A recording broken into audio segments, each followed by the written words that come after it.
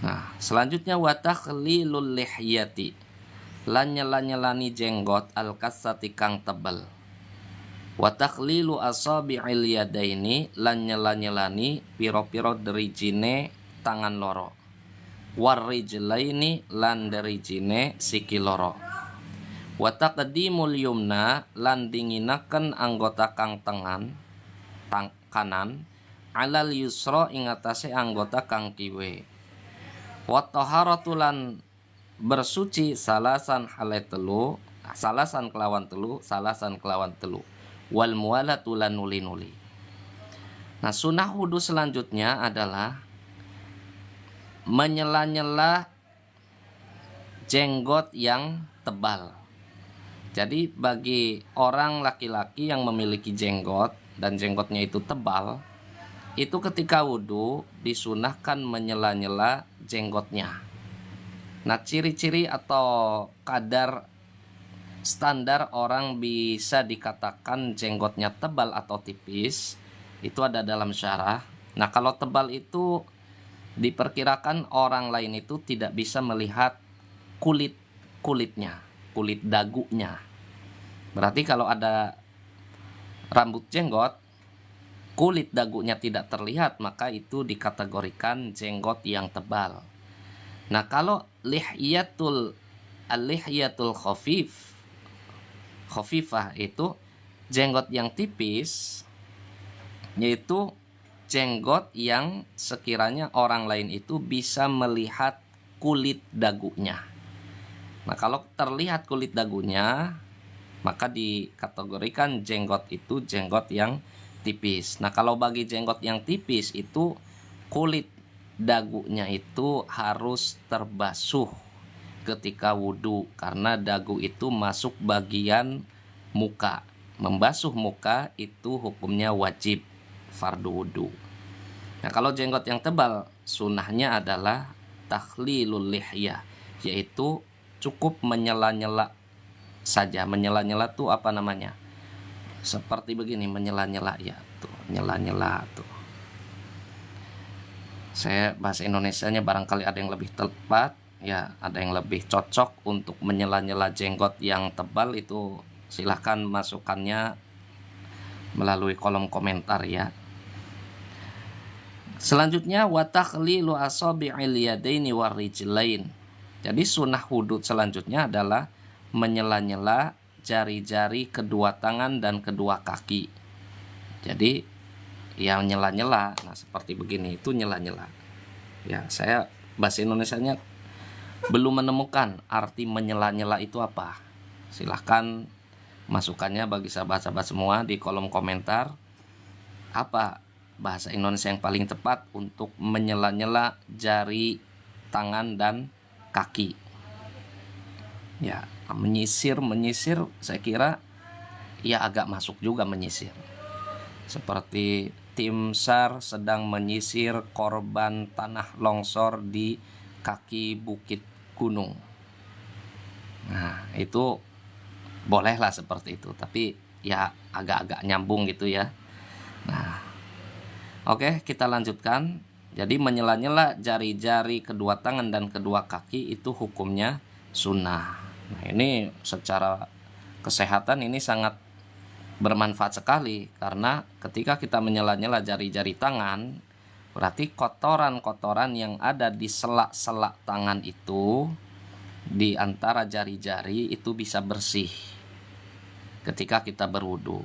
Dan juga kotoran-kotoran yang ada di sela-sela jari kaki itu juga bisa dibersihkan. Dan barangkali saja ada kuman-kuman yang bersarang di sela-sela jari tangan atau kaki, itu juga bisa dibersihkan sehingga memungkinkan bisa membuat kulit tangan dan kulit jari kaki kita lebih higienis, lebih bersih, dan terhindar dari penyakit-penyakit seperti kutu air dan juga lain-lainnya. Ya, ini salah satu manfaat membersihkan jari-jari tangan dan jari-jari kaki ketika berwudu. Itu hukumnya sunnah. Dan sunnah wudu selanjutnya adalah wa taqdimul yumna 'alal yusra, mendahulukan anggota tubuh yang kanan daripada anggota tubuh yang sebelah kiri. Tentu saja ini anggota tubuh yang ada pasangannya. Seperti apa? Seperti tangan. Tangan itu kan ada tangan kanan, ada tangan kiri. Kaki, ada kaki kanan, ada kaki kiri. Kemudian kalau yang sunnahnya itu seperti telinga, ada telinga kanan, telinga kiri, jari tangan kanan, jari tangan kiri, dan selanjutnya. Ya. Nah, kalau anggota tubuh yang ada pasangannya, ini sunnah mendahulukan anggota yang kanan daripada anggota yang kiri.